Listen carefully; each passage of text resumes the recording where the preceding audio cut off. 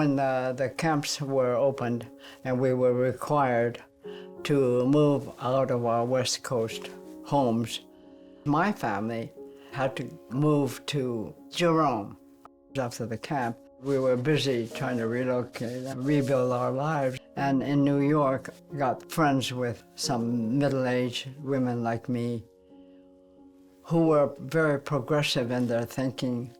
And I'd never met people like that before. These women were very forward-thinking and not afraid to face opposition and to participate in resistance movements.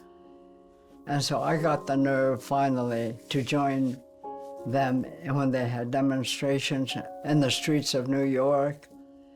And I was scared stiff. And they influenced my life a lot.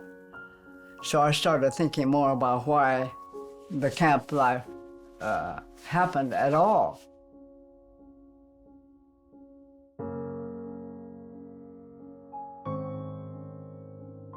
Jack, my husband, he had a job at the Pentagon. We lived near the National Archives.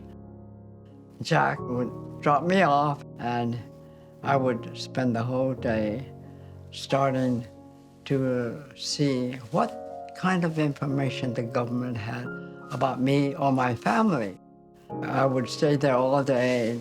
Jack would come and join me for lunch, and then he'd go back to work in the afternoon. I'd continue.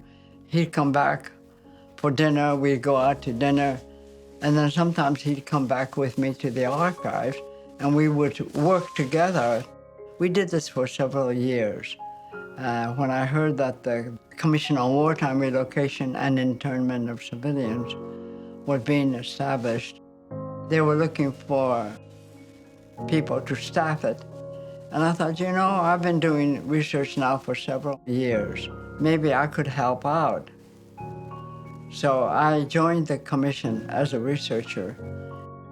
The commission was set up to find out why it happened and what happened to the people.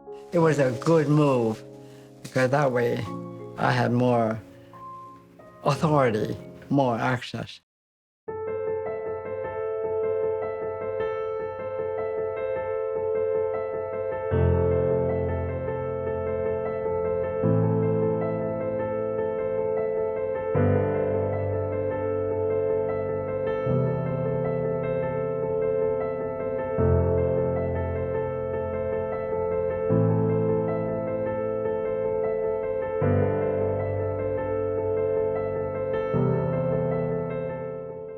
I was in touch with archivist. His name is Ed Coffey.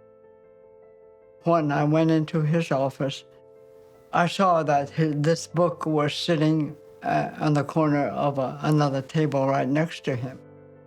And so I think he was on the telephone, so I just went over to take a look at the book. I said, whoa, this is the DeWitt report, but it was not bound the same way as a copy you might find today. It looked more raw.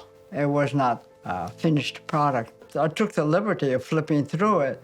Then I recognized right away, this is that missing 10th copy. Because I had just recently seen the memo with asking for changes. So I've connected the two because it had a notation on the margin that corresponded with the suggestions made in the memo. And I said, do you know what this book is about? He said, yeah, it's the DeWitt report.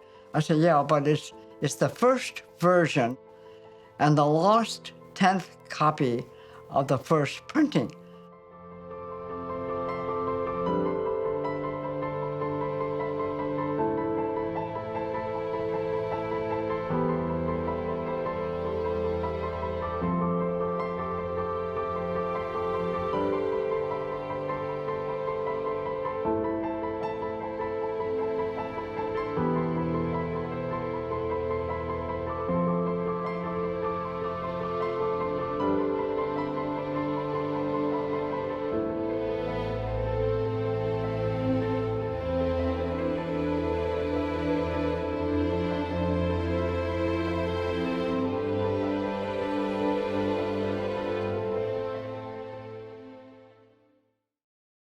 personally, I think that I was glad that the commissioners came out the way they did to back the fact that the government had done wrong, really wrong, and hoping that the same type of thing will not happen again, particularly in light of the attitude against Islamic people, Muslims that exist today.